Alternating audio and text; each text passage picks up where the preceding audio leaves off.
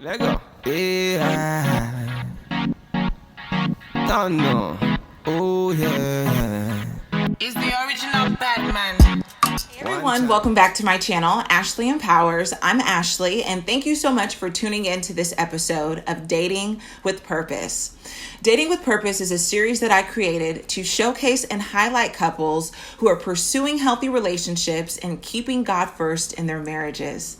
Today, I'm so excited to be interviewing Brian and Karen Bullock as they share their journey of dating with purpose. But before we hop into today's episode, I did want to let you ladies know that doors to the Worthy of the Wait Institute are still open. For those of you who are wanting to prepare for marriage from a place of confidence, femininity, and faith, this program is for you. It's truly helping women change their generational legacy, and doors are only open for a little while longer. To get more information, click the link in the description box below or simply go to www.worthyofthewait.com. Welcome, you guys. I'm so happy to have you on. Thank you for having us. We're excited to be here. Yes.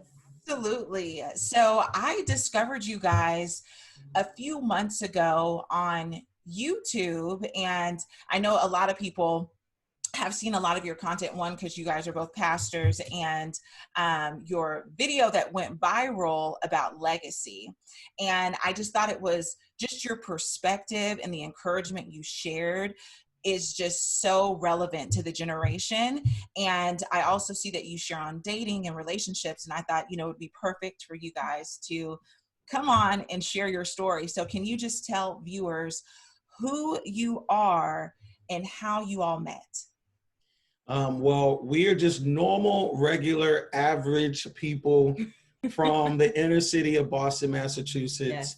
And now we live in North Carolina. We're the young adult pastors at one of the largest churches in the Durham, Raleigh area of North Carolina, World Overcomers Christian Church, which serves a congregation of 10,000 people.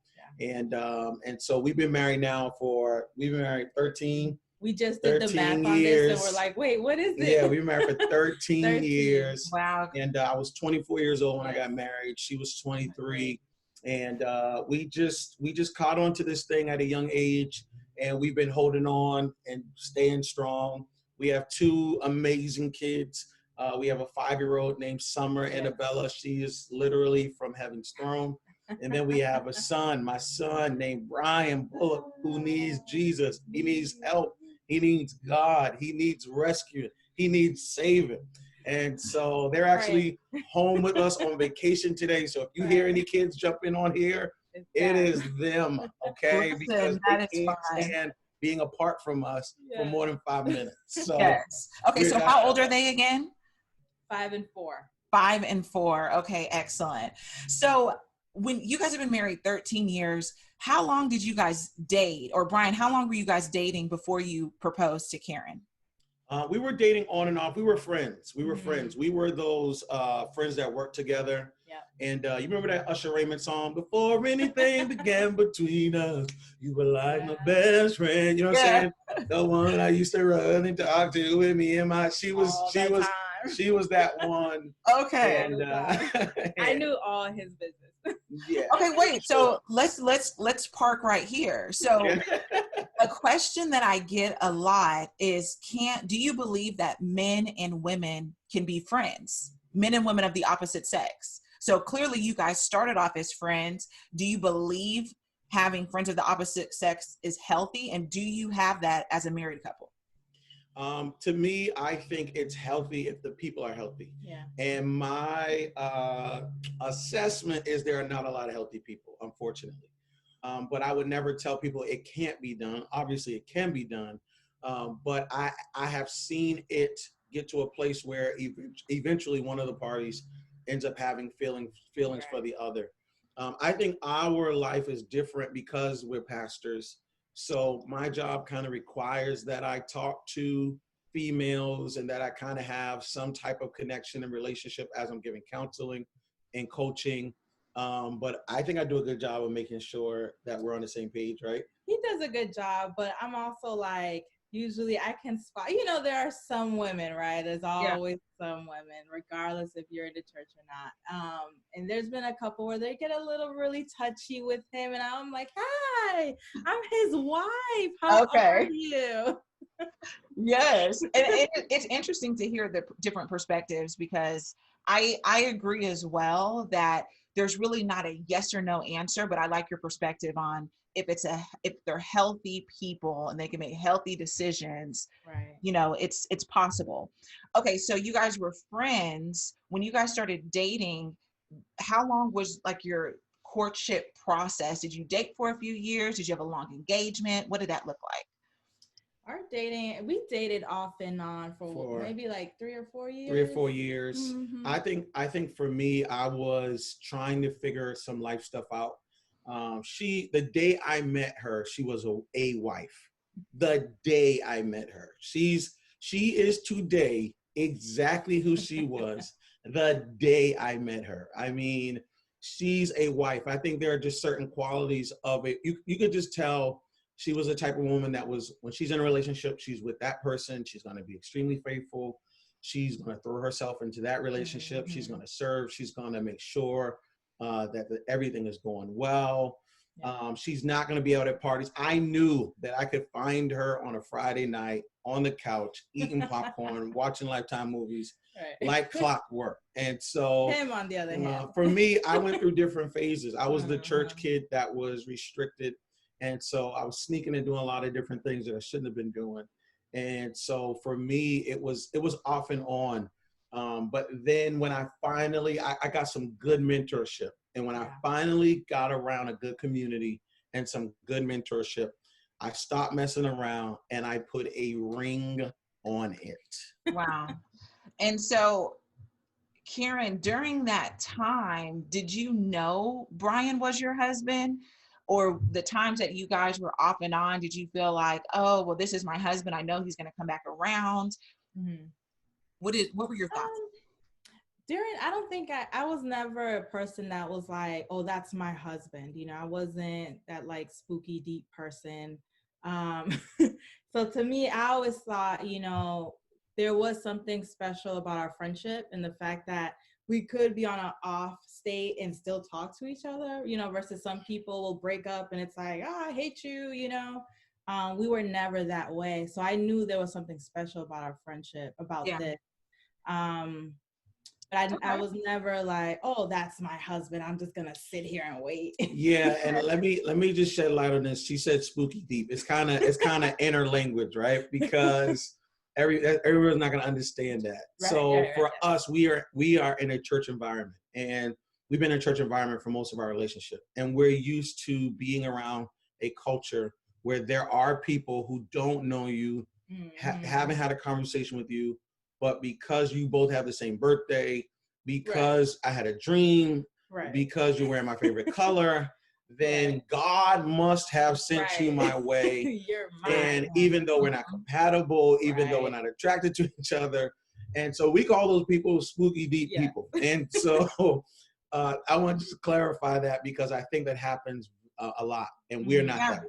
Right. Well, and it's interesting that you guys brought that up, because that was one of the questions that I had for you today, is that I personally get questions all the time from women who say they believe God showed them their husband, and they're putting so much hope into this one person.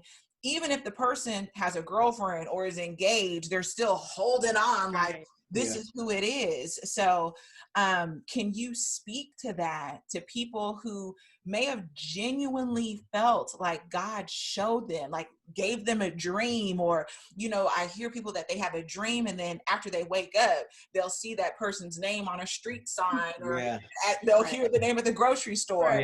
So can you speak to those women who are really just holding on so tightly to their revelation? Yeah, I think you got to be careful with that, because here's the deal. Even if you had a dream and it was from God, and the Lord told y'all to get married, the Lord told you and the Lord told him, and then y'all got married, and after you got married, you weren't communicating well, you weren't meeting each other's needs, you weren't establishing certain structure in your relationship, you're still going to have a bad marriage. Yeah. Even though God put you together, there's still work that's involved on your end. Yes. So to me, I've seen soulmates get divorced many different times. I've seen people who knew that God put them together have to figure out why they hate each other after 5 years. And I think the reason why is because we depended so much on God to do everything that we missed out on the work that we were supposed to do. I'd rather you take those dreams and keep it to yourself until the proposal, until you get close to the wedding day. Say, you know, I never told you this, but the Lord had put you in my heart. Because you need to do the work of communication, the work of connection. There has to be some attraction. There has to be some compatibility. Yeah. You got to have some hard conversations. And I think in the name of God, people are bypassing the conversation that they should have because they think if God put us together, he'll keep us together. And that's not necessarily true. Right. I 100% agree with that. So can you tell us what your relationships look like prior to marriage? Karen, let's start with you. So Brian, you said, well, first, did you guys both grow in church? I heard you make a comment, Brian, that you grew up in church, but Karen, did you as well? And if you did that have a positive effect on how you dated prior to meeting one another? I did grow up in church. I grew up in a Spanish Pentecostal church. You know, my mom, we always went to church when we were little. So I grew up with it. There was a period of time during high school where I really didn't go. I believe it did, you know, have an effect on how I dated. I mean, before Brian, I wasn't a big dater. Like I only had one relationship prior to that, you know? Okay. So it wasn't like I was out there, you know, someone sees or anything, you know, I was just minding my business. But that's just my personality. I kind of just do what I need to do. So I never really focus on like, oh, I need to have a boyfriend, you know, to have some form of like, you know, self-esteem about myself. I was just me, and I think going to church definitely, you know, it gives you kind of like, yeah, you shouldn't be doing this, you know, try to make sure, you know, to keep that relationship in a healthy way as possible. Yeah, I would say definitely church definitely played a role for me. What about you, Brian? Were you Totally jacked me up. Totally messed me up, people.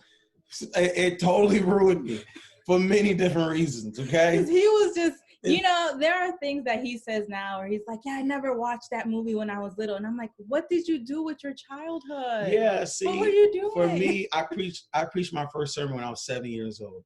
Wow. I was directing the choir of my church when I was 12. I was traveling with my grandfather when I was 14 years old. I got ordained as a licensed minister when I was 18. Wow. So the pressure of being a young person who's seen as the young prodigal, the young preacher, the young dude that's really standing for God, yet I have hormones like everybody else. I'm going through puberty like everybody else. I have temptations like everybody else. While church kept me out of parties and club, I never smoked, never drank, never did any of those things. I struggled with trying to figure out how do I deal with dating. They taught me in my church, God will show you the person you will marry, and that's it. Don't date. And so I snuck and dated and did it all wrong. And I was waiting for the perfect person to come that God was going to show me. And I realized that did a lot of damage because it's hard to try to get to know somebody if I'm already saying, what did the Lord say to you? What was the prophetic word? Did you get a revelation? I got a dream. And so I feel like it prevented me from getting to know myself and getting to know the other person well. When I got into a healthy community that taught me real relationships, that taught me how to deal with my flaws and my issues, then I was able to reapproach Karen, and we were able to really connect on a deeper level. And to me, it was just as godly as if I had had a dream and where I was at before. Wow, I love that. So what would you say the number one question someone should ask before marrying someone? All right, this is going to be very interesting, okay? I don't know how everybody feels about this. I'm going to tell you my number one question. The number one question is, are you submitted to someone else? I would never marry somebody who is not submitted to someone else. Yeah. If I am a man and I'm dating a woman, what I want to know is, Does she have a mother, a grandmother, a pastor, a coach, a mentor? Is there somebody I can call? Is there another woman in your life that I can call that on the days you're tripping, Right. I'm able to go in there and you respect them enough that if they tell you to change, you'll change. Mm-hmm. If I'm a woman and you're dating a guy, you need to say, hey, buddy, do you have a pastor, a father, someone in your life? If that person says, nah, I like to do my own thing, I'm my own man, I don't listen to nobody, I like to keep it private, you need to run. Because there are some things that a woman can't say to a man. There's some things that only a man can say to a man. There's some things that only my mother-in-law, I have one of the best mother-in-laws on the planet. There are things that my mother-in-law can say to my wife that I could never say. When my mother-in-law to this day, when she comes to the house, she does an inspection. She starts looking for dust. Yes. She will hold a dust in her finger and say, girl, did you? My mother-in-law is she's so meticulous. Yeah. She cleaned out the toothpaste, with a toothbrush right. thing. She held it up to my wife and said, you don't clean the bottom of the toothbrush thing, and can you imagine me going into the bathroom saying, hey, baby, you don't wash the bottom of the tooth? She'd be like, excuse me? Right. Who do you think you are, sir? Sure. But I said, thank God I got a mother-in-law who can come in and just do that. And I think that we can fix each other and change each other because we don't want to just be each other's mate. We try to be each other's pastor and leader. And I think that's difficult.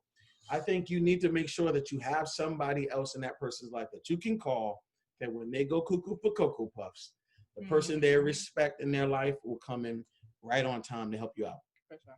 That's excellent. So, Karen, do you think that people should minimize their attraction level to marry someone who is Christian? So what I mean by that is some people think, one of their desires is to marry a Christian man, but they wonder, should you be attracted to them? Do you think someone needs to lower their standard in that area? No, because at the end of the day, you have to be attracted to that person. Like, there has to be something about that person that you're like, yeah, you're my husband and I can see myself with you for however many years we're going to be together. You cannot, those people, like, prayer is not going to get you to have sex. Yeah. You have to be physically attracted to the person. Listen, we know people who need prayer to have sex. They got to pray, God, because they don't like blind them. My eyes, God, right. In the name of Jesus, give me strength to make it in there tonight. It's like, what? Like, I'm telling you two stories. Give me the strength to make it through. I turn off the lights. Wow. No, if you need faith to kiss your spouse, that is a problem. That's a problem. No, that's a problem. Okay. Well, no, and I agree with you. And I hate to hear some people who think they have to settle in that area just because they feel like Christian men are very rare to find, or handsome Christian men, I should say. Okay, so let's talk about legacy. And I know that you all are just advocates of legacy and setting up your life in a way that sets up your generational legacy in a positive way. How important is it to have those questions while you're dating about your legacy and your vision? I think it's everything. Mm-hmm. To be honest, I think it is the most important conversation to have. Right. Because it's hard to follow somebody who don't know where they're going. And so here it is, you're asking me to stay with you and be connected to you, and yet you have no clue, no earthly idea what's happening. The first thing that the Lord does in the Garden of Eden, he creates a garden, he puts Adam in it, says, Adam, I'm giving you dominion. I'm giving you authority. And then he looks at Adam and he says, it's not good for man to be alone. I will make a helper for him. In other words, I know what his purpose is. And since he's in purpose, I need to find somebody else whose purpose matches his. And I think if you don't know your purpose and you don't know your vision and you don't know where you're going, it's hard for God to create someone for you when you have no idea what your purpose even is. Mm-hmm. Because if God brings the right one to you in the wrong time, you will ruin it. So it's really, really important that you recognize, nope, I know what my name means. I know what I'm trying to build. I tell people all the time, y'all need to start going to so many movies. You need to sit down and say, hey, do you want to build some wealth? What's your purpose? What's your 20-year vision, your 30-year vision? What's your principles? What are your values? What do you stand for? When I say your name, do people laugh or do people stand up and say, that's a name right there? Right. So because again, you're asking, we're meshing our lives together. So I think it's a needed conversation and an important conversation. Yeah, excellent. And let me know if I'm wrong. Are you guys debt free? We're debt free. Debt free. Yeah. Okay, so as we wrap up this interview, what made you all get on the journey to debt freedom? And why do you think that's important for other married couples to be wise stewards over their finances? Well, we definitely looked up one day and realized, I think we had taken a vacation and came back and really looked at our money and said, oh my God, we just blew through so much money. And then what happened too, my husband, he got laid off at the time. So it really made us pause and look at our money and realize, you know what, we're carrying too much debt. More money is going out of the house than coming in. So we're like, this is a problem that we need to figure out. And then, of course, he stumbled across the Dave Ramsey, debt freedom message. And it just, it wasn't easy at first. We had a couple of fights to get me on board because I was the one that was like, yeah, debt is normal. Debt is, the American way. Absolutely. And, but we soon realized, no, like we should have a say of how our money looks. Like we should have control of what we do with it. Yeah. The crazy thing is I got laid off because it was literally at the top of the recession. So, I mean, they were laying everybody off and no one knew where our next paycheck was coming from. Right. Home foreclosures. We had just bought a new home, two new cars. We were making more money than we had ever made. And then all of a sudden, literally in one swoop, the whole economy just crashed. And so we recognized that if we didn't take control of our money, we were going to be victims to a horrible disaster. And to be honest, the journey, I actually miss the journey to being debt free because we were doing things at that time that really made our marriage stronger. We were talking about money every day. We had goals written on the wall. We were doing brown paper bag lunches. We were cutting down dates. We were just doing some really cool stuff that I actually miss sometime. Because now we balling. No, I'm playing. Now we doing all right. You know what I'm saying? But I mean, I miss some of those moments of us fighting for our lives because that's what it felt like. So I really think that it will bring couples together. Awesome. And so lastly, I just want to ask, what is a tip that you can give people that are single or engaged to not just survive, but thrive in their marriage? After 13 years of you guys being married, what's one tip that you can leave people with? I think the best thing that two people can do right now in the midst of being single or being engaged, I think this is a great time just to be open and honest. I think the beautiful thing that a single person has right now is that you get to be completely honest. You don't have to hide anything. You don't have to fake anything. This is the time to really put your cards out on the table and let somebody know this is who I am. This is my brokenness. This is my broken areas. The misnomer, that the confusing part is that people think that someone wants perfection. People don't want perfection. People want transparency. They want authenticity. And so if you are engaged and you are not being your true self and your real self, you are going to damage your marriage. Because once you get married, it's going to be hard to try to take off the mask and do it now so that we know what we're walking into. And that's when you're going to experience true love. And we experience that with God, right? That the fact that God sees us, knows us completely, and loves us in spite of, it's the greatest love you can ever have. Yeah, that transparency. Karen, anything you would like to add? Yeah, I mean, I'm just in agreement about that. Communication is just biggest key, Biggest key. Dating is great. You go through your honeymoon phases of every step of every level, but, it takes hard work to keep a marriage together. Yeah.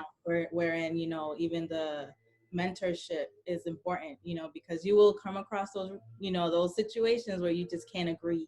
and you need someone outside to be like, all right, what's going on? So you have to be able to communicate, like, all right, we're not agreeing on this. We need to bring someone else. And be honest. And absolutely. And so I just realized, so your oldest child is 5. You've been married 13 years. So you guys were a couple a long time before you had children. Did you plan it that way? We did not plan it that way. I think I always knew I wanted to have my kids before 30, but I didn't have my first till I got 30. Yeah, we actually went on an infertility journey. So we struggled to have kids for a few years. It was a tough process, and we learned a lot through it, and we gained a lot of strength because of it. Wow. Well, thank you so much for sharing that. And, the Lord has blessed you with 2 beautiful kids. I was looking at your Instagram page today. They're so cute, so adorable. But I just want to thank you guys again for sharing your story and sharing so much wisdom. I truly believe it's going to be a blessing to those who watch. Now, if people want to keep up with you, where can they find you? And Brian, where can they get your new book? Listen, everyone needs to follow me on Instagram at Brian M. Bullock, okay? I'm on there every single day. I respond to every comment. I'm literally in my DMs. It's me. It's not no computer. It's me. My wife, she chooses not to engage in social media unless she's throwing some shade or being sarcastic. So you just want to stay and follow me. She's just going to show you baby pictures anyway. You got to get my new book, Living for Legacy. Grab the book from brianmbullock.com.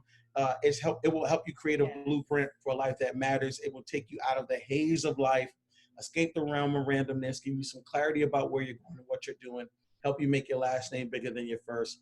brianmbullock.com. I sign everyone that orders directly from that site. And of course, you can get it from Amazon, get the Kindle edition.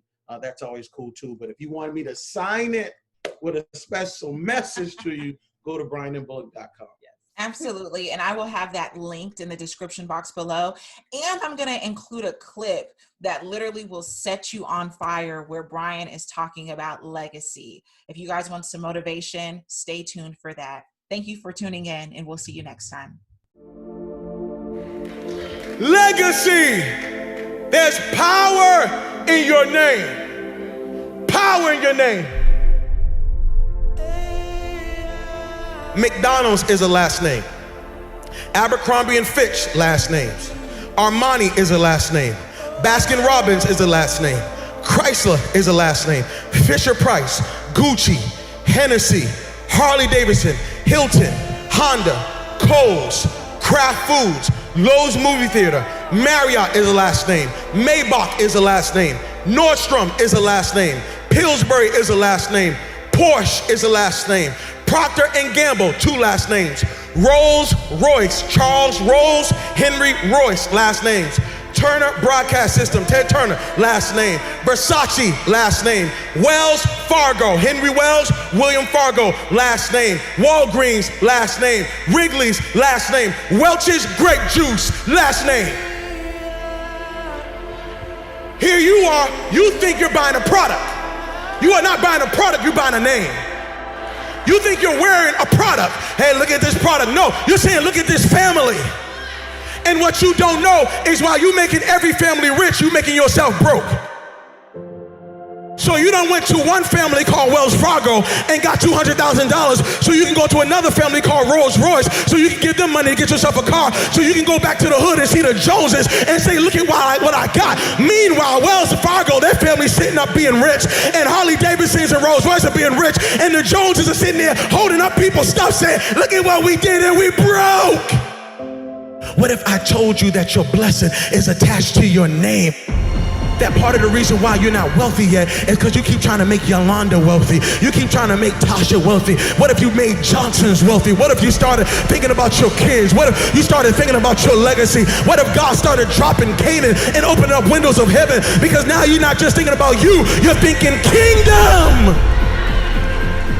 there are some people who are attached to you who saying, Mama, can you do something with this name? There's some people who are saying, Dad, can you do something with this name? Maybe God gave you the name to change and reverse some of the stuff that the name meant one day. I wish there was somebody in this room that say my name might mean one thing right now, but I promise after today, this name's getting ready to change. I promise after today, everybody's gonna want my last name. I'm here to let you know you are a curse breaker. You're thinking kingdom. You are not just getting married, you're breaking a curse. You are not just graduating from college, you're breaking a curse. You are not just getting out of high school, you're breaking a curse. You are not just saved, you're breaking a curse. And